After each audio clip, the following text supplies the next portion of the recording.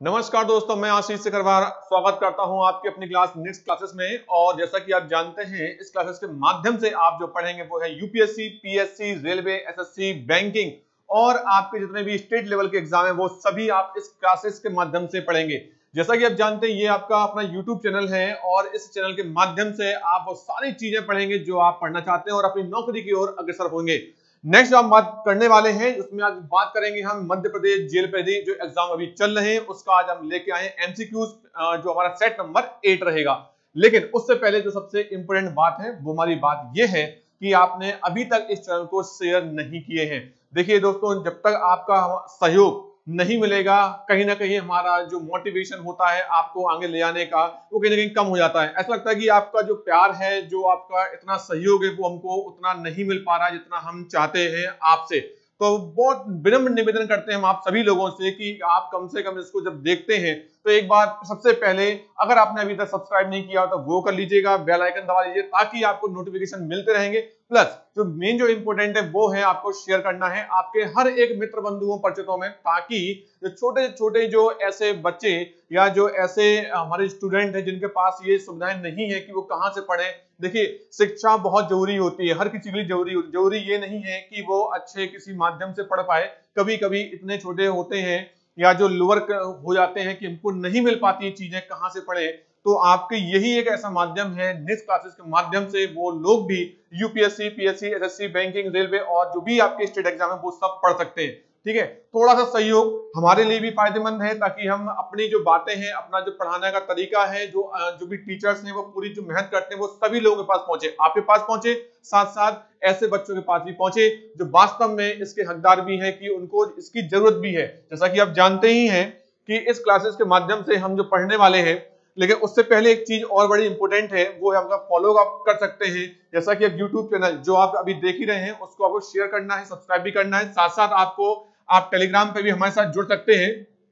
ठीक है, तो टेलीग्राम के साथ जब आप जुड़ेंगे तो उसमें आपको पूरी पीडीएफ आपको मिलेंगी, उसमें सारी की सारी जो पीडीएफ जो भी हम लोग पढ़ाते हैं या इसका जो भी आपका एग्जाम जो भी चल रहे हैं या होने वाले हैं उससे संबंधित हर एक छोटी छोटी बातें आपको अपडेट जरूर मिलता रहेगा। साथ साथ आप हमारे फेसबुक से भी जुड़ सकते हैं और आपके इंस्टाग्राम से भी आप जुड़ सकते हैं। ठीक है, तो एक बहुत इंपॉर्टेंट बात यही है कि शेयर करना ना भूलें प्लीज। तो बात हम आगे करते हैं आज के वीडियो के माध्यम के लिए। तो जेल प्रहरी जो है हमारा एग्जाम अभी चल रहा है, जैसा कि आपको पता है, मध्य प्रदेश में। और इसके जो हम जितने भी प्रीवियस ईयर के जो क्वेश्चंस हैं वो हम आपको करवा रहे हैं ताकि आपको पता पड़े कि क्वेश्चन कैसे पूछे जाते हैं। और मेनली जैसा कि आप जानते हैं, मध्य प्रदेश में सबसे ज्यादा जो क्वेश्चन आते हैं वो प्रीवियस ईयर से ही आते हैं। तो सबसे ज्यादा फोकस आपको वही करना है, चाहे वो हिंदी हो, इंग्लिश हो, साइंस हो, मैथ हो या जो भी आपके सब्जेक्ट है वो सभी। ठीक है, तो बस हमारा एक यही आपका प्रयास है कि प्रीवियस ईयर के क्वेश्चन आपको हर सब्जेक्ट के आपको मिलते रहे। जो आपके टीचर जो पढ़ाएंगे वेल क्वालिफाइड टीचर भी हैं और कहीं ना कहीं उन्होंने जो योगदान दिया है आपके लिए वो अभी तक जो आपका चल रहा है वो भी आपको मिलता रहेगा। नेक्स्ट हम बात करते हैं आगे। तो जो सबसे हमारा फर्स्ट क्वेश्चन है वो है आपके सामने। तो क्वेश्चन क्या है कि भाई अवयव की दृष्टि से तत्पुरुष समास के कितने भेद होते हैं। बस ये बहुत एक इंपोर्टेंट क्वेश्चन है। ये क्वेश्चन पहली बार ही मध्य प्रदेश में आया कि अवयव की दृष्टि से। अभी तक पूछते क्या थे, देखिए अभी तक क्या पूछते थे, समास, समास की परिभाषा। पहले क्या पूछते हैं, परिभाषा, फिर क्या पूछते हैं, भेद, फिर क्या पूछते हैं, किसी पर्टिकुलर चीज के माध्यम से भेद पूछे जाते हैं कि भाई ये भेद क्या है, कितने हैं। लेकिन आज जो पूछा गया है वो पहली बार मध्य प्रदेश में पूछा गया। वो क्या पूछा गया कि अवयव की दृष्टि से तत्पुरुष समास के भेद। ये फर्स्ट टाइम आया है मध्य प्रदेश में, अभी तक ये क्वेश्चन नहीं आया था। लेकिन जब ऐसे क्वेश्चन जब फर्स्ट टाइम आते हैं तो कहीं ना कहीं रिपीट होने के चांसेस बढ़ जाते हैं। तो उसी माध्यम से हम आपको ये बातें जरूर बताएंगे कि क्वेश्चन कब आया, कैसे आया और किस तरीके से क्वेश्चन और तरीके से पूछा गया। ठीक है, तो जब हम बात करते हैं आगे तो ऑप्शन है 1, 6, 3, 2 या इनमें से कोई नहीं। चलिए, जैसा कि हम जानते हैं और आप भी बात जानते हैं कि तत्पुरुष समास के विभक्ति के अनुसार अगर हम बात करें तो इसमें क्या होते हैं, 6 प्रकार की होती हैं। विभक्ति कह सकते हैं या कह सकते हैं परसर्ग। जैसा कि मैंने को बताया था कि भाई ये कारक भी होता है। कारक के आधार पर हम इसको 8 प्रकार से मानते हैं। कारक कितने होते हैं, 8। लेकिन अगर हम विभक्ति के अनुसार बात करें और किसकी बात करें, समास कौन सा है, तत्पुरुष, तो ये 6 प्रकार की होती हैं। ठीक है, लेकिन आप अगर आंसर ये 6 देने वाले हैं तो आपका आंसर हो जाएगा रॉन्ग। क्यों भाई, उसने ये नहीं पूछा है कि विभक्ति के अनुसार कितने हैं, उसने ये नहीं पूछा कि कारक के अनुसार जो तत्पुरुष समास है उसके भेद कितने हैं। उसने पूछा ये है, क्या पूछा है उसने, अवयव की दृष्टि से। उसने क्या पूछा है आपसे, उसने पूछा है अवयव की दृष्टि से तत्पुरुष समास के भेद बताएं। अब ये अवयव क्या होता है, देखिए सिंपल सी बात है, तत्पुरुष समास जो होता है उसमें सबसे मेन क्या होता है कि वो दो प्रकार के होते हैं। कैसे होते हैं दो प्रकार के, एक समास होता है समानाधिकरण और दूसरा होता है व्यधिकरण। अब ये दो चीजें क्या होती हैं, समझिए बात को, क्या समझना है भाई, एक होता है समानाधिकरण तत्पुरुष समास, ये बात इंपॉर्टेंट समझ लीजिए बात को, और एक होता है आपका व्यधिकरण। ठीक है, देखिए व्यधिकरण और दोनों में क्या अंतर है, क्या समानता, देखिए समानता यही है कि दोनों तत्पुरुष समास में आते हैं। अब अंतर क्या, देखिए यहां पे क्या लिखा है समान, मतलब ऐसी विभक्तियां जो समान रूप से दोनों में आ रही हो, मतलब जो दो पद हैं दोनों पद में विभक्तियां समान हो उसे बोलते हैं क्या, समानाधिकरण। लेकिन जब विभक्तियां अलग अलग हो जाती हैं, जब समास जो कारक रूप में अलग अलग हो जाते हैं उसे हम बोलते हैं व्यधिकरण। इस प्रकार से हम कह सकते हैं कि अवयव की दृष्टि से तत्पुरुष समास के भेद कितने होते हैं, केवल दो होते हैं। ठीक है, तो आंसर हमें देखना है दो कहां है भाई, ये आपका आंसर नंबर सी कि इसमें दो आंसर बिल्कुल सही माना गया। तो ये मध्य प्रदेश में पहली बार क्वेश्चन पूछा गया और आपको पता है कि ये कहीं ना कहीं आपने जो सोचा होगा वो रॉन्ग ही सोचा होगा। ठीक है, तो नया तरीका नए क्वेश्चन आपके साथ में। ठीक है, तो आशा करता हूं क्वेश्चन आपको समझ में भी आया होगा। अब बात करते हैं सेकंड की ओर, तो बात हम सेकंड कर रहे हैं कि भाई ये किस रस का उदाहरण है। सबसे पहले बात किसकी कर रहे हैं, रस की। जैसे कि आपको पता है रस बहुत सिंपल चीज होती है, रस में जरूरी ये नहीं होता कि हम उसे अर्थ हमें पता है कि नहीं, क्योंकि जनरली क्या होता है अर्थ पता होना ये 100% नहीं, मैं भी हूं, बहुत सी चीजों में ऐसी होती है कभी कभी लैंग्वेज या उसके शब्द इतने टिपिकल हो जाते हैं कि हम अर्थ को समझ नहीं पाते हैं, होता है, सबसे होता है, मुझसे भी होगा, आपसे भी होगा।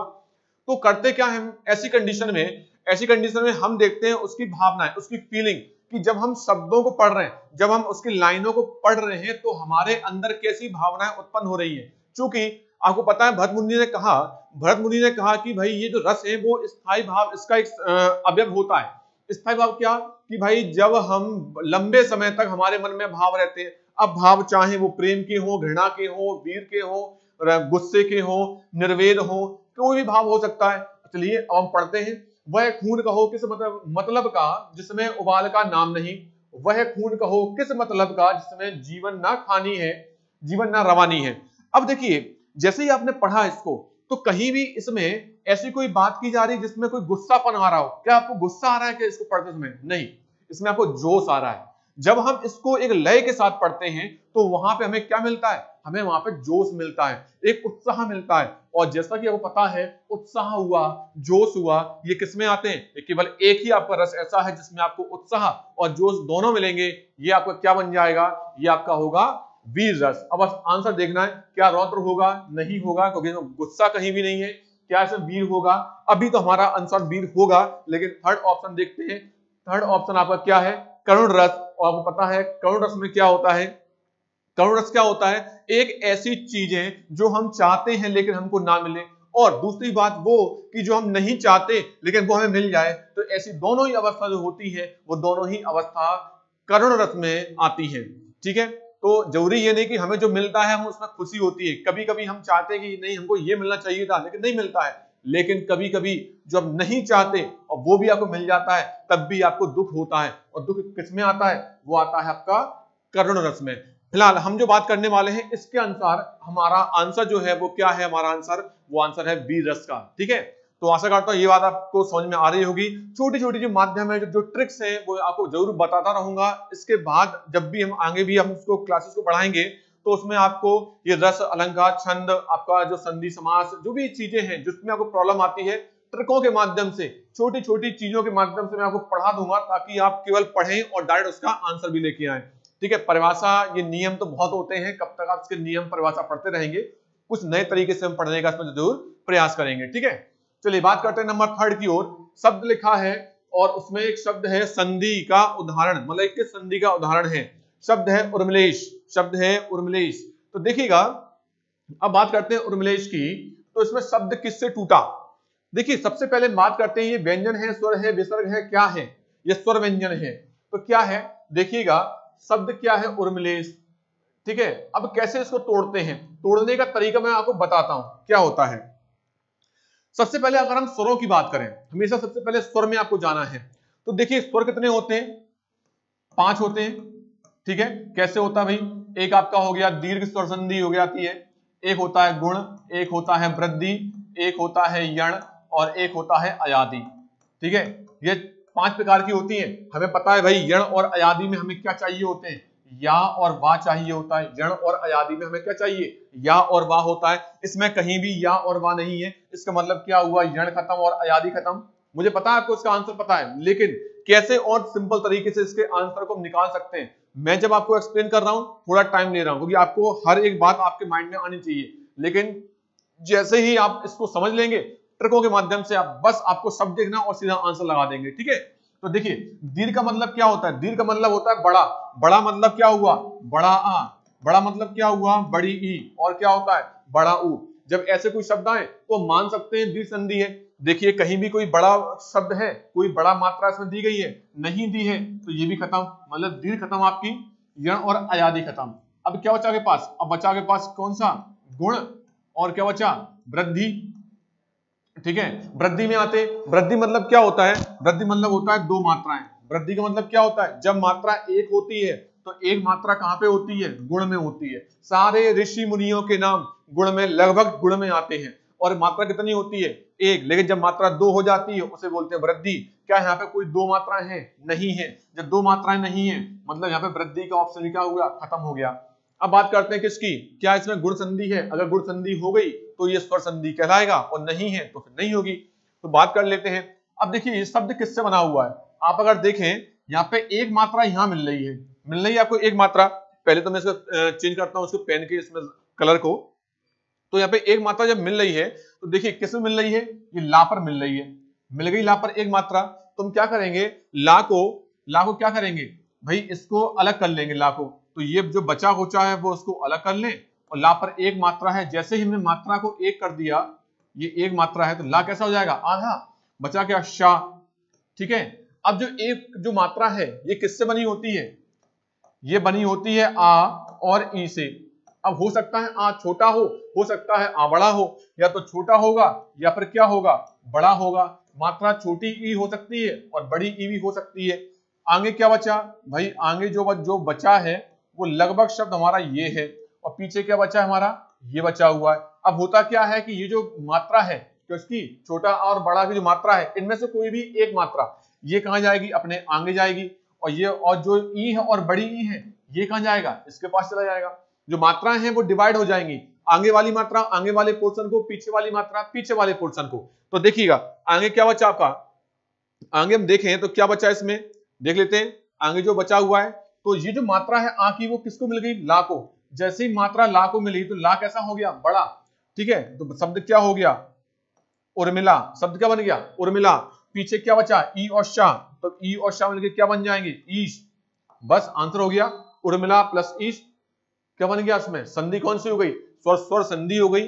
ठीक है, स्वर संधि कैसे कि आ और ई को मिलकर क्या बन गया, ए, और एक मात्रा जो होती है वो गुण स्वर संधि के अंतर्गत आती है। तो आंसर नंबर बी इसका बिल्कुल सही था। तो ये जो बताया गया, ये इसलिए नहीं बताया गया कि आपको टाइम पास करवा रहे हैं, ये टाइम पास नहीं है, ये केवल एक वो चीज है कि आंसर पता है मुझे, आपको आंसर स्वर पता है, लेकिन स्वर कितनी जल्दी हम इसको लेके आ गए।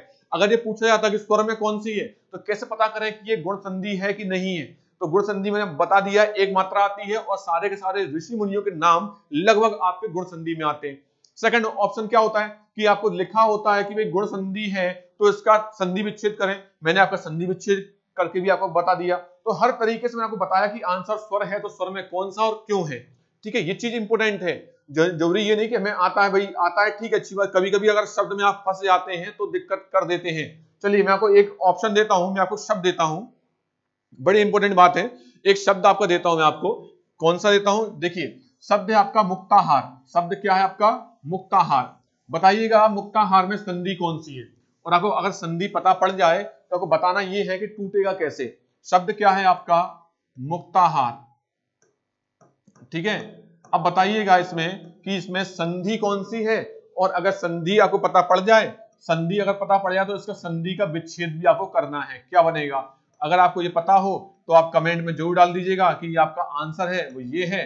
और अगर नहीं हो पा रहा है आपसे, नहीं हो पा रहा है, नहीं समझ पा रहे हैं, तो भी आप कमेंट में लिख दीजिएगा कि मुक्ताहार का हमें आंसर नहीं मिल पा रहा है, संधि नहीं मिल पा रही है, तो मैं आपको फिर से नए वीडियोस में आपको बताऊंगा कि ये कैसे टूटेगा, क्यों टूटेगा और इसका क्या आंसर निकल के आएगा। किसका? ये आपका किसका शब्द है? मुक्ताहार का। ठीक है, चलिए तो इसी के साथ हम आगे बढ़ते हैं। ये छोटी जो बातें हैं, ट्रिकें हैं, मैं आपको समझा रहा हूं, उसी के माध्यम से बात करेंगे। चलिए बात करते हैं क्वेश्चन नंबर 4 की ओर। तो ये क्या कह रहा है कि भाई शब्द युग्म विकल्पों में से सही अर्थभेद का चयन करें। सही अर्थभेद, आमरण और आवरण। देखिए आमरण और आवरण, अगर मैं शब्दों पे जाऊं और शब्दों से लेकर हम थोड़ा सा इसको कॉलिएट करें, किसकी ओर करें? दो चीजों में, उपसर्ग की ओर बात करेंगे और बात करेंगे इसमें समास की भी। तो भाई आमरण अगर हम देखें, फिर से देखें आमरण, तो इसमें उपसर्ग क्या है? जैसा कि आपको पता है उपसर्ग वे शब्द जो, वे शब्दांश जो पहले आ जाते हैं। तो आ पहले आ रहा है और पीछे क्या निकल के आ रहा है? मरण। तो देखिए शब्दांश में पहला क्या है? आ। तो आ क्या बन गया? उपसर्ग। अगर मैं ये पूछूं कि इसमें आपका बताइए इसमें समास कौन सा है, तो क्या आंसर देंगे समास की ओर? इसमें समास होगा क्या? अव्ययीभाव समास। अव्ययीभाव समास क्या हो गया? क्यों हुआ? क्योंकि अव्ययीभाव समास में पहला पद क्रिया विशेषण होता है।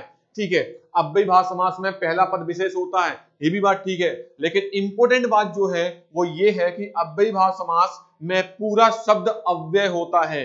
अब बात करते हैं अव्यय क्या होता है। तो अव्यय वे शब्द जो अपने आप को बदले ना, या अपने आप को खर्च नहीं करें, अपने आप को चेंज नहीं करें, किसी भी लिंग, पुरुष, जाति, किसी से भी, किसी भी संज्ञा सर्वनाम के साथ जुड़ जाएं लेकिन अपने आप को चेंज ना करें, उसे बोलते हैं अव्यय शब्द। ठीक है, तो ये बातें हम बात में फिर से बात करेंगे जब हम इसको समास के चैप्टर को पढ़ेंगे। शब्द क्या होते हैं, कैसे वो समझे जाते हैं, ये शब्द हम पूरी बात करेंगे। तो आमरण और आवरण, अगर समास की बात करें तो ये अव्ययीभाव समास है। अगर इसमें बात करें उपसर्ग कौन सा है, तो आ इसमें उपसर्ग है दोनों में। लेकिन अब बात कर रहे हैं कि शब्द का मतलब क्या होता है। तो देखिएगा मतलब क्या होता है, मैंने क्यों समास क्यों लेके गया, क्योंकि उसमें अव्ययीभाव समास में होता है आमरण। इसका मतलब होता है ना मरना, मरना नहीं। ठीक है, तो क्या हो गया इसमें कि भाई जब तक मरने तक, कहते हैं आमरण अनशन किया, क्या बोलते हैं, पूरा अगर शब्द को देखें तो आमरण अनशन किया मतलब मरने तक उसका अनशन जारी है। तो यहाँ पे मरने तक की बात कर लें, आमरण का अर्थ क्या हो गया? मरने तक। तो केवल एक ही शब्द इसमें क्या है? मरने तक। सेकंड देखें आवरण, वर्ण क्या है? पर्दा। आवरण क्या है? पर्दा। तो ये पर्दा ये हो गया। दोनों शब्द के अपने अपने मतलब एक ही ऑप्शन में आए हैं, तो आंसर नंबर बी आपका बिल्कुल सही हुआ। कभी कभी जब हमें शब्दों के अर्थ नहीं पता हो तो हमें कोई ऐसी लाइन सोचनी चाहिए जो कभी सुनी हो, या आप बोल सकते हो एक बिल्कुल लाइन में कि भैया ये शब्द इस लाइन के अंतर्गत आता है या कभी आया है, तो इसका अर्थ क्या होगा। 100% आपको उसका आंसर मिलेगा। हर चीज रटने से, नियम की परिभाषाओं से याद नहीं होती है। हर चीज को आपको अपने अनुसार भी निकालना पड़ता है कि मैं कब, क्यों और कैसे इसका आंसर निकालूंगा अगर ऐसे शब्द फंस गए तो। ठीक है, तो यकीन रखिएगा कि परिभाषाएं अच्छी बात है आपको याद है, नियम अच्छी बात है आपको याद है, लेकिन खुद की ट्रिकें निकालिए नहीं है। तो कोई भी टीचर पढ़ा रहा हो उसकी ट्रिकों को थोड़ा गौर से सुनिए, वो क्यों ऐसी बातें कर रहा है, क्यों वो शब्द को कॉलिनेट कर रहा है किसी दूसरे चैप्टर के साथ या किसी दूसरे सब्जेक्ट के साथ। ठीक है, तो ये चीज इंपॉर्टेंट है। चलिए आगे चलते हैं क्वेश्चन नंबर 5 की ओर। खुशबू में उपसर्ग है। चलिए बात करते हैं खुशबू में। तो बात कर रहे हैं उत्तर की, वे शब्दांश जो किसी शब्द के पहले आते हैं। अभी बात की थी आमरण और आवरण की, बस इसमें क्या है? खुशबू में, खुशबू। अब देखिए क्या होता है, ऑप्शन क्या दिया है। मान लीजिए अगर आपको एक ऑप्शन और दे देते बू, ठीक है, तो आप बोलते भैया खुशबू में। हो सकता था किसी कोई बोलता खुशबू में खुश मतलब खुश रहे ना। दो तरीके होते हैं, या तो होता है खुश प्लस बू, एक तो ये हो गया, और एक होता है शबू, और एक होता है कि भैया इसमें क्या होगा उपसर्ग। तो बिल्कुल सही है, बात कर रहे हैं उपसर्ग की, तो उपसर्ग क्या होगा? जो आगे आता है। देखिए खुश उपसर्ग हो सकता है क्योंकि इसका एक अर्थ होता है। क्या खू का कोई अर्थ है? नहीं है, नहीं है, तो ये उपसर्ग भी नहीं है। तो बात क्या कर रहे हैं? आगे। बू मतलब होता है गंध, गंध अच्छी है या बुरी है ये डिपेंड नहीं कर रही है। बू का मतलब क्या होता है? गंध।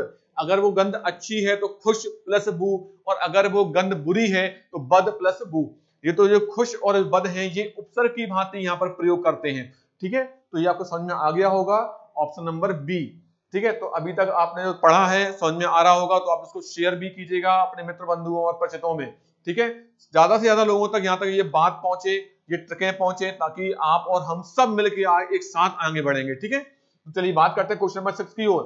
कौन सा शब्द कृत प्रत्यय से बना है? ये बात आप देखिएगा, प्रीवियस ईयर में लगातार ये क्वेश्चन आ रहे हैं। कृत प्रत्यय कौन सा है, तद्धित प्रत्यय कौन सा है, प्रत्यय कौन सा है, ये क्वेश्चन लगातार आ रहे हैं। और अभी भी जो आप एग्जाम दे रहे हैं या जिनके एग्जाम हो चुके हैं, आप उनसे एक बार पूछिएगा, वो भी यही कहेंगे कि उपसर्ग प्रत्यय से क्वेश्चन आते हैं। बस यही तो आपका रिवीजन है, आपका रिवीजन भी हो रहा है और प्रीवियस ईयर के क्वेश्चन भी आप सॉल्व कर रहे हैं। चलो बात करते हैं, तो रंगत, धमक, अंधेरा और हंसी।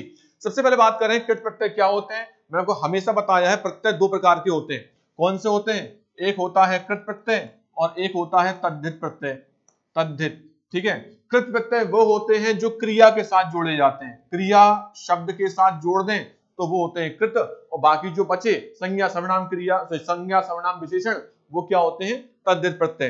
अब देखते हैं किसकी बात कर रहे हैं, ये कृत की, किसकी बात कर रहे हैं? ये क्रिया की। बस बता दीजिए इसमें क्रिया कहाँ है। आपको पता पड़ गया कि क्रिया क्या होगी इसमें? हंसी, हंसना अपने आप में क्रिया है, तो हस प्लस ई, ये क्या बन गया? हंसी। क्या बन गया? हस प्लस ई, क्या बन गया? हंसी। बस यही आपका क्या था? कृत प्रत्यय था। हंसना अपने आप में क्रिया और उसके साथ हमने एक ई प्रत्यय जोड़ दिया, तो ये बन गया आपका कृत प्रत्यय। चलिए बात करते हैं आगे क्वेश्चन नंबर 7 की ओर। पा वर्ग की ध्वनियों का उच्चारण। जैसा कि पता है लगातार ये क्वेश्चन आ रहे हैं उच्चारण स्थान से, तो आपको बताना है पा वर्ग की ध्वनि। देखिए ध्वनि क्या होती है? हमारे कंठ से बाहर निकलती है, कंठ से निकलते हुए तालु, फिर मूर्धा, फिर दंत, फिर ओष्ठ, ऐसे करके वो बाहर निकलती है। अब देखिए आप अगर पा बोले तो आपके दोनों होंठ क्या होते हैं? वो चिपकते हैं। अगर ऐसा नहीं हुआ तो ये शब्द क्या होगा? ये जो वर्ण है आप नहीं बोल पाएंगे। ठीक है, अर्थात क्या हो रहा है? किसका हमने प्रयोग किया? अपने मुख अवयव से हमने किसका प्रयोग किया? होठों का प्रयोग किया। तो ये शब्द कौन सा हो गया? ओष्ठ। ऑप्शन में ओष्ठ है, हाँ जी हाँ। कंठ, दंत और दंतोष्ठ नहीं, बिल्कुल केवल एक ही शब्द आएगा, ओष्ठ। तो ओष्ठ शब्द क्या बन गया हमारा? ओष्ठ शब्द क्या बन गया? सिंपल सी बात है, ये पा जो है हमारा ओष्ठ शब्द है। ठीक है, तो बस आंसर भी हमारा बिल्कुल सही था, ए ऑप्शन। बस जिस अवयव का हम प्रयोग कर, जिस मुख अवयव का हम प्रयोग करते हैं, शब्द भी वहीं से गुजरता है, आंसर भी वही हो जाता है। नेक्स्ट चलते हैं, कौन सा कोई एक युग्म विपरीतार्थक है उसे चुनिए। मतलब आपके ऑप्शन लिखे हैं, दो दो शब्द लिखे हैं, कौन किसका विपरीत है? अगर है बस वही हमारा आंसर है। तो दिन और दिवस क्या दोनों आपस में विपरीत है? नहीं, दिन का उल्टा तो रात होता है, ठीक है, दिवस का उल्टा रात्रि होती है, तो ये हमारा ऑप्शन हो गया रॉन्ग। दरिद्र और गरीब, ये दरिद्र लिखा हुआ है, तो दरिद्र का मतलब क्या होता है? खुद गरीब होता है, कंगाल, ठीक है, और गरीब होना, ये सब एक ही बात होती है। हमारा ऑप्शन क्या हुआ? गलत हो गया। दीन और दुखी, दीन का मतलब दुखी का मतलब क्या होता है? दुख में, दीन मतलब होता है गरीब, तो क्या ये ऑप्शन में दोनों एक दूसरे के विपरीत है? नहीं है। तो अल्टीमेटली हमारा फोर्थ ऑप्शन अपने आप सही हो गया। लेकिन क्यों सही हुआ देखिएगा, दब्बू, दब्बू मतलब होता है दबने वाला, जिसको हम दबा सके उसे दब्बू बोलते हैं। और दबंग वो होता है जो उस पर शासन कर रहा है या राज कर रहा है या उसको हुक्म दे रहा है, आज्ञा दे रहा है, वो क्या हुआ? दबंग हो गया। तो दोनों उल्टे हो गए, एक आज्ञा दे रहा है और दूसरा उस आज्ञा को ग्रहण कर रहा है, या उसको कह सकते हैं कि वो दब दब के काम करता है थोड़ा सा, ठीक है। तो ऐसा कमजोर व्यक्ति उसे बोलते हैं दब्बू, और जो व्यक्ति थोड़ा सा मतलब पावर में, पैसे में थोड़ा सा अच्छा होता है, पावरफुल होता है, उसे बोलते हैं दबंग। तो ये क्या होगा? आपस में एक दूसरे के विलोम। तो हमारा आंसर नंबर डी बिल्कुल सही है। चलिए आगे चलते हैं 9 नंबर की ओर। एक युग्म, बड़ी इंपोर्टेंट बात क्या आ गई है, ये आपको एक युग्म दिया है, लेकिन ऑप्शन में क्या पूछा है? क्वेश्चन में पूछा गया है सही नहीं है। ये नहीं शब्द को आपको बड़ा इंपोर्टेंट ध्यान रखना है।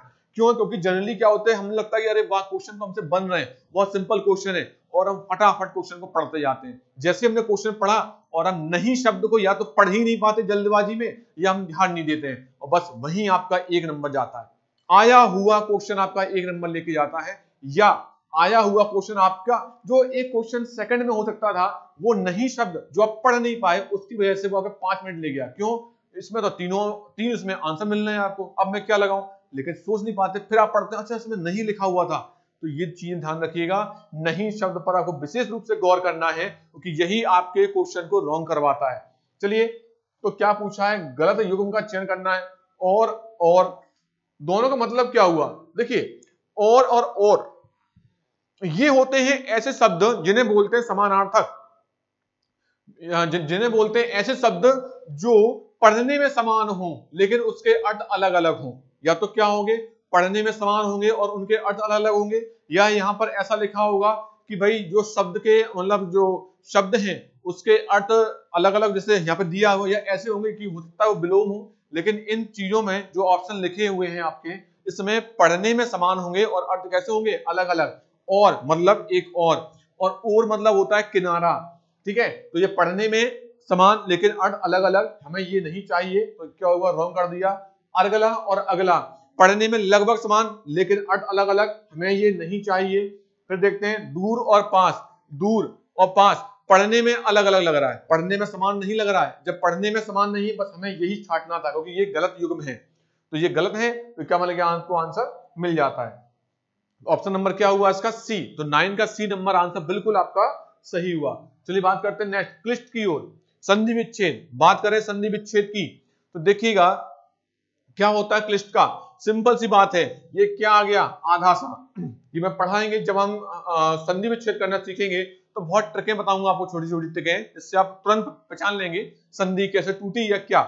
जो ये शाह होता है ये हमेशा सीटी वाला सा से अलग होता है, बस खत्म खान। कि जो भी शाह होता है ये हमेशा सीटी वाले सा से अलग होता है, बस। अब देखिए तो चेंज कहां कर रहे हैं, चेंज कर रहे हैं इस सा पर। मैं थोड़ा सा लिख देता हूं इसको, चेंज कहां कर रहे हैं, इस सा पर चेंज कर रहे हैं। देखिएगा जब चेंज कर रहे हैं सा पर, तो चेंज कौन हो रहा है, ये वाला शाह। किसमें हो रहा है, सीटी वाले शाह में। तो जो चेंज हो रहा है उससे पहले जो शब्द लिखे हैं उसको एक साथ लिख दो, हो गया क्लिष्ट। पीछे क्या बचा आपका, टा, बस आंसर हो गया हमारा। तो बस इसको चेक करना हमारा क्या है उसका आंसर। ठीक है, हाँ एक चीज और कि आपस में जो टा है वो भी चेंज होता है ता में, वो चेंज किसमें होता है, ता में। बस आंसर क्या रहेगा, क्लिष्ट प्लस ता, तो बनेगा क्लिष्ट। तो ये नियम होते हैं, नियम के अनुसार ये चीजें चेंज होती हैं।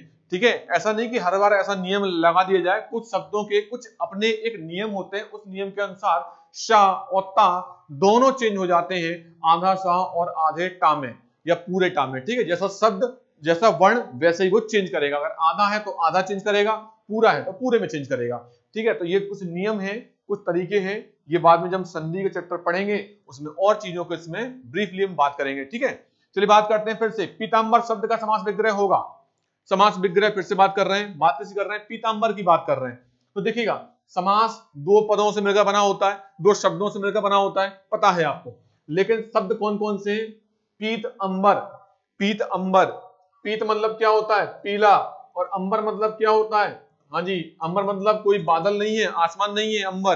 अंबर यहाँ पर शब्द होता है कपड़े के लिए बात करते हैं। ठीक है, तो अंबर कपड़ा के लिए बात करते हैं। अब बात करते हैं दो शब्द कि पीतांबर जो शब्द है वो किस समास का है। अगर मैं बात करूं समास का नाम बताएं तो नाम बताएंगे कौन सा, ये पीतांबर शब्द बहुब्रीहि समास के अंतर्गत आता है। ठीक है, पीतांबर जैसे शब्द बोलते हैं पीतांबर, दिमाग में एक इमेज बनती है कृष्ण के लिए, विष्णु के लिए या राम के लिए। जैसे ही एक शब्द विशेष के कारण आपके दिमाग में एक इमेज बन जाए किसी पर्टिकुलर वस्तु की या पर्टिकुलर इंसान की, तो वो शब्द कहलाते हैं आपके बहुब्रीहि समास। ठीक है, चलिए बात करते हैं, लेकिन बात कर रहे हैं इसके विग्रह के लिए। तो विग्रह की बात करने के लिए हमें क्या करना पड़ेगा, कुछ नहीं करना है। तो पीत अंबर मतलब होता है पीला है अंबर जिसका। क्यों, क्योंकि जब हमें पता पड़ गया कि ये बहुब्रीहि समास का एग्जाम्पल है, और बहुब्रीहि समास के लिए हमें जिसका जिसकी प्रयोग करना पड़ता है।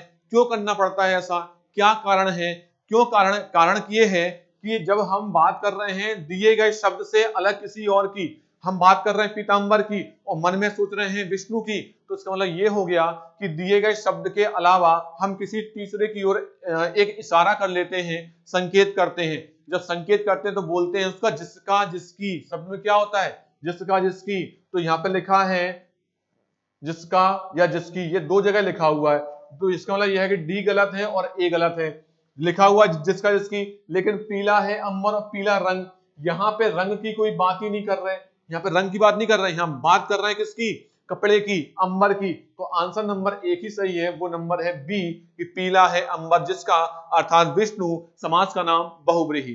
ठीक है, तो हर एक बात हम करेंगे, छोटी छोटी चीजों के माध्यम से चीजों को एक से दूसरे की ओर इंगित करेंगे, उसको कॉलरेट करेंगे, ठीक है, तो क्वेश्चन नंबर 12 है भ्रांतिमान अलंकार। यहां से क्वेश्चन हर बार 2015 में तो ज्यादातर क्वेश्चन आए हैं संधि अलंकार से और भ्रांतिमान अलंकार से। अलंकार की बात करेंगे तो भ्रांतिमान अलंकार कहलाता है जब किसी विशेष समानता के कारण दूसरी वस्तु होने का, देखिएगा ये भ्रांतिमान अलंकार की परिभाषा पूछी गई है। मैंने आपको बताया था लास्ट टाइम की उदाहरण से क्वेश्चन आते हैं, परिभाषा से क्वेश्चन आते हैं, किसी विशेष आचार्य का या किसी विशेष महान व्यक्ति का नाम देके पूछते हैं कि इसने कितने अलंकार माने, या अलंकार से संबंधित कोई कोटेशन होती है, ये किसकी कोटेशन लिखी गई है, तो ये क्वेश्चन आते हैं। तो आज फिर से क्या पूछा गया, परिभाषा पूछी गई है, लेकिन परिभाषा में यहाँ एक शब्द छोड़ दिया गया। ये क्या आएगा शब्द में, जब बात कर रहे हैं भ्रांतिमान की तो आंसर भी किस में आएगा, भ्रम में आएगा। तो आंसर क्या होगा, भ्रम। देख भ्रम का है, संदेह नहीं। संदेह किस में होता है, शंका किस में होती है, ये संदेह अलंकार में होता है। ठीक है, भ्रम बिल्कुल सही आंसर था, भ्रांति नहीं, क्योंकि यहाँ भ्रम होता है। अब भ्रम और शंका में अंतर क्या होता है कि जब आपको एक चीज में दूसरी चीज का भ्रम होता है तो क्रियाएं चलती हैं, क्रियाएं लगातार चलती हैं भ्रांतिमान अलंकार में, लेकिन संदेह में क्रिया रुक जाती है। कैसे कि आपने, मैं फिर से क्वेश्चन वही लेता हूं कि भाई एक होता है सांप और एक है रस्सी। मान लीजिए आप रास्ते में जा रहे हैं, ठीक है, रास्ते में जंगल में जा रहे हैं, अंधेरा है और आपको कोई टेढ़ी मेढ़ी चीज दिखाई पड़ी सांप जैसी, तो अगर आप उसको देखकर रुक गए तो ये संदेह हो गया, ये सांप है या रस्सी है। रुके हैं तो संदेह है, और बीच में क्या लगा दिया आपने, या, मतलब क्लियर नहीं है कि ये आपका रस्सी है या सांप है। लेकिन अगर आपने उसको उठा के फेंक दिया, आप जा रहे हो और आपने देखा और उसको उठा के फेंक दिया, तो ये क्या है, ये भ्रांति है। आपने इसमें क्रिया पूर्ण की है और उसमें आपने कहीं भी या अथवा का प्रयोग नहीं किया, तो ये आंसर बिल्कुल सही है, भ्रम। तो ये भ्रांतिमान अलंकार क्या होता है, संदेह अलंकार से ये कैसे अलग है, ये बात आपको समझ में आ गई होगी। चलिए बात करते हैं सहकार। सहकार का पर्यायवाची क्या है, सहकार जैसा कि आपको पता है, सहपाठी, सहकार, मित्र, ये सब एक ही की पर्यायवाची है, और आंसर क्या है, साथी। ठीक है, तो साथी इसका बिल्कुल सही आंसर था। सहकार का पर्यायवाची क्या होता है, साथी। वेद देना, देखिए एक होता है भेद, एक शब्द क्या होता है भेद, और एक शब्द क्या है वेद, दोनों का अंतर है। भेद आप समझ में होंगे, भेद का मतलब होता है कोई रहस्य, और यहाँ पे जो बात कर रहे हैं क्वेश्चन में वो कर रहा है वेद देना। वेदना का मतलब क्या होता है, जैसे आपने कहता ना कि अर्जुन को बोला कि उसकी जो चिड़िया की आंख है उसको भेद दो, उसको भेद की बात नहीं कर रहे हैं, भेद मतलब होता है, तो बात समझ में आ रही होगा आपको, उसको क्या मतलब हो गया, छेद करना, मतलब चिड़िया की जो आंख है उसमें क्या करना है, छेद करना है। तो यहाँ पर आंसर क्या बन गया कि भेद देना जो मुहावरा है उसका अर्थ होता है छेद करना। ठीक है, अब मुहावरा क्या होता है, फटाफट बात करते हैं मुहावरे की। ऐसे शब्द जिसके अंत में ना होता है, ये परिभाषा की बात नहीं कर रहा हूं, मैं बता रहा हूं मुहावरे किन्हें कहते हैं। ना होता है शब्द के अंत में, और जनरली क्या होता है कि इसमें आपके शरीर के अंगों का प्रयोग किया जाता है। अच्छा, एक क्वेश्चन और आया है एमपीएसआई या फिर हो सकता है प्लाटून कमांडर होगा। तो प्लाटून कमांडर में एक बात पूछी गई थी, शायद प्लाटून कमांडर ही था, कि मुहावरा शब्द किस भाषा का शब्द है। 2015 में ये क्वेश्चन था, मुहावरा जो शब्द है किस भाषा का शब्द है, अरबी, फारसी, उर्दू, हिंदी। तो ये अगर आपको पता है तो कमेंट में जरूर लिखिएगा कि मुहावरा किस भाषा का शब्द है। ठीक है, जब भी हम नई जो वीडियो आपकी आएंगी उसमें मैं इसका आंसर भी दूंगा कि मुहावरा जो शब्द है वो किस भाषा का शब्द है। ठीक है, प्लाटून कमांडर 2015 में क्वेश्चन आया था। बात करते हैं फिर से मूर्ख होना, मुहावरा फिर से पूछा गया है। क्यों मुहावरा है, क्योंकि ये क्या है, अंत में क्या लगा हुआ है, ना, तो ये क्या है, मुहावरा है। ठीक है, तो मूर्ख होना मतलब क्या हो गया, अकल का अजीर्ण होना, अकल का दुश्मन होना, अकल का ज्यादा लगाना, या कम ज्ञान का अधिक प्रदर्शन। देखिए जब चीजें आप, अगर 2-3 आपको ऐसे एग्जाम्पल या ऑप्शन फंस जाए कि क्या लगाऊं, सिंपल सी एक बात लगाइए, कब, क्यों और कैसे। मैंने किससे बोला या क्यों बोला मूर्ख होना, कब बोला, जब उसने अपनी जो अकल है उसका क्या हो गया, वो दुश्मन, तो जब अकल का दुश्मन हो जाता है या अकल का जो यूज करना चाहिए वो ना करके कुछ अलग यूज करने लगता है, उसे क्या बोलते हैं, अकल का दुश्मन होना। तो ऐसे व्यक्ति जिसे मूर्ख होना कहते हैं, मतलब क्या हो गया कि वो अकल का क्या हो गया, दुश्मन। एक्चुअली ये भी अपने आप में क्या हो गया, ये भी अपने आप में मुहावरा है। क्यों है, अंत में ना आ रहा है, और अकल जो शब्द है वो लगभग हमारे शरीर का एक अंग ही माना जाता है, तो ये भी अपने आप में क्या है, मुहावरा है। दोनों ही अपने आप में अर्थ और मुहावरा दोनों ही हैं। ठीक है, चलिए बात करते हैं नेक्स्ट 16 की ओर। तो 16 क्या कहता है, अधजल गगरी छलकत जाए लोकोक्ति। अब ये लोकोक्ति क्या होती है, मुहावरा और लोकोक्ति दोनों में क्या डिफरेंस है? तो डिफरेंस ये पहले बताता हूं आपको, जो फिजिकली जो आप देख रहे हैं कि देखो अधगल अधजल गगरी छलकत जाए, कहीं भी ना का प्रयोग नहीं हुआ, मतलब अंत में आप देखेंगे ना का प्रयोग नहीं हुआ। अगर आप बढ़ाना भी चाहें, जैसे मूर्ख होना, जैसे बढ़ा दिया आपने, तो यहाँ पे अधजल गगरी छलकत जाए, क्या इसको और बढ़ा के हम होना या ऐसा कोई ना शब्द का प्रयोग कर सकते हैं? नहीं कर सकते।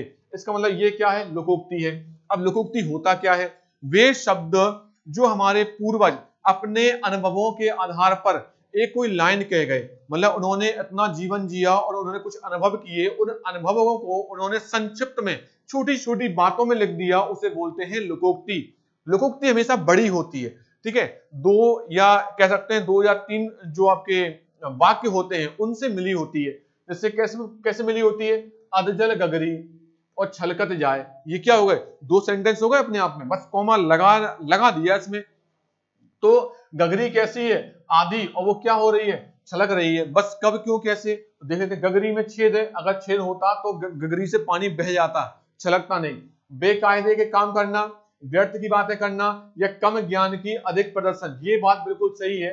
ऐसे व्यक्ति जिन्हें ज्ञान कम होता है, आप देखिएगा वो ज्यादा से ज्यादा बातें करने की कोशिश करते हैं, लेकिन जो वास्तव में ज्ञानी होते हैं वो हमेशा थोड़ा शांत रहने का प्रयास करते हैं, ठीक है। तो बस यही वाली बातें होती है। कम ज्ञान, अधजल गगरी मतलब कम ज्ञान, छलकत जाए मतलब प्रदर्शन को अधिक, मतलब जो उसको बढ़ावा देना या अपने जो चीजों को ज्यादा से ज्यादा लोगों को फालतू में बताने का प्रयास करना कि अपने खुद के बारे में, उसे बोलते हैं अधजल गगरी छलकत जाए। चलिए बात करते हैं नेक्स्ट की ओर।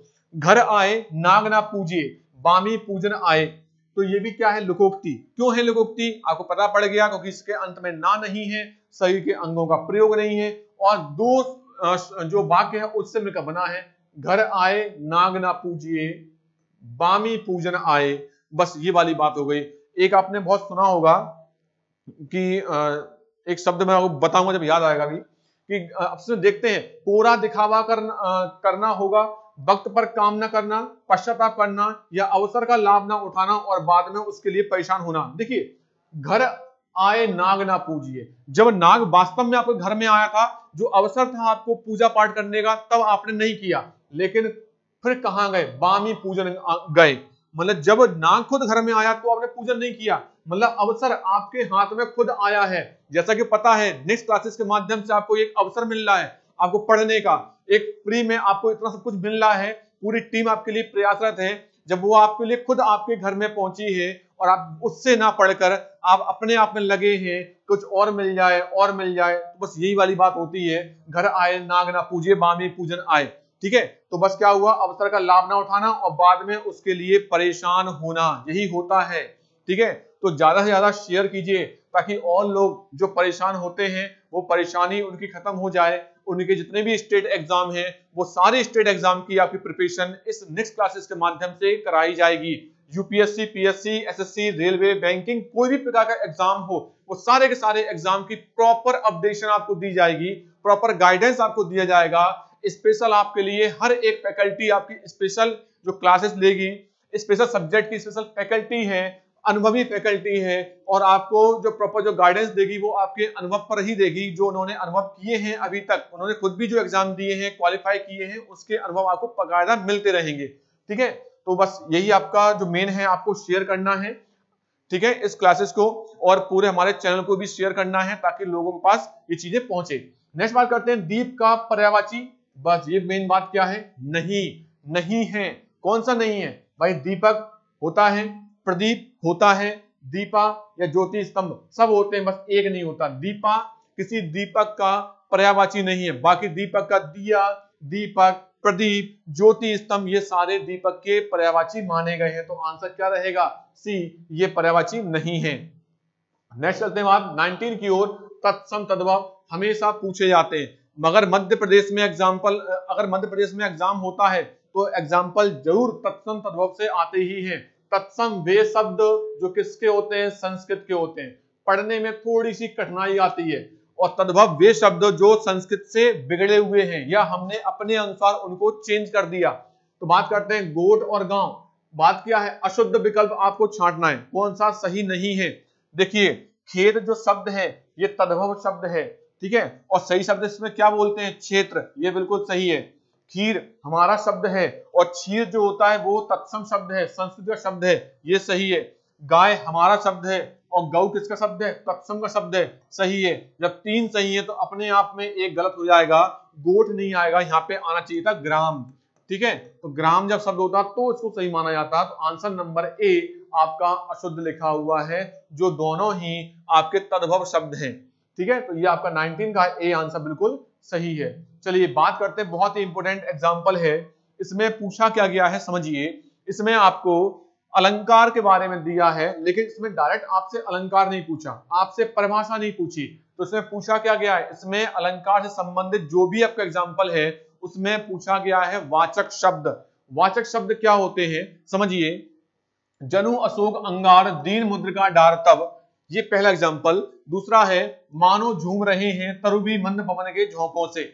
और पूछा गया है इसमें वाचक शब्द क्या है, वाचक मतलब वाचना, ठीक है। तो किस माध्यम से आपको ऐसी बातें बताई जा रही हैं, या तो कोई कल्पनाशील बातें होती है, या संभावना वाली बातें होती है, या तुलना वाली बातें होती है। जब आपको संभावना या तुलना प्रकट करवाई जाती है तो किसी न किसी शब्द का प्रयोग किया जाता है। कैसे, जैसे आपको मैं बोलूं आपके हाथ कमल के समान हैं, हाथ कैसे हैं, कमल के समान, कमल के समान। तो शब्द जो है समान या के समान, ये क्या है, ये वाचक है, क्योंकि इसके माध्यम से मैं तुलना कर रहा हूं।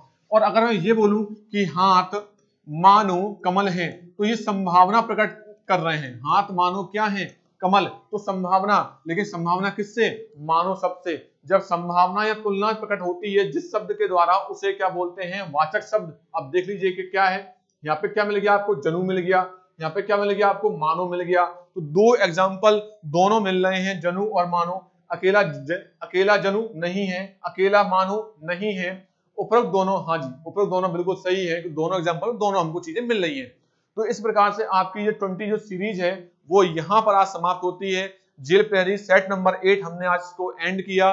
फिर मिलेंगे आपके नए सेट नंबर 9 में, लेकिन उससे पहले एक बार फिर मैं आपसे कहता हूं कि आप इसको शेयर जरूर करें, ताकि आपके अलावा और जो भी ऐसे व्यक्ति या जो भी विद्यार्थी हैं जिनको बहुत जरूरत होती है ऐसे YouTube में ऐसे जो क्लासेस की, जिससे हमें सब कुछ मिल सके, वो हम आपको प्रोवाइड करवाएंगे। हमारी पूरी टीम आपसे पूरी टीम मेहनत करती है, ताकि छोटी छोटी बातों से लेकर मेन तो जो चीजें आपको देनी चाहिए वो सब आपको मिलता रहेगा। प्रीवियस ईयर के क्वेश्चन आपको पूरे सॉल्व इसमें करवाए जाएंगे।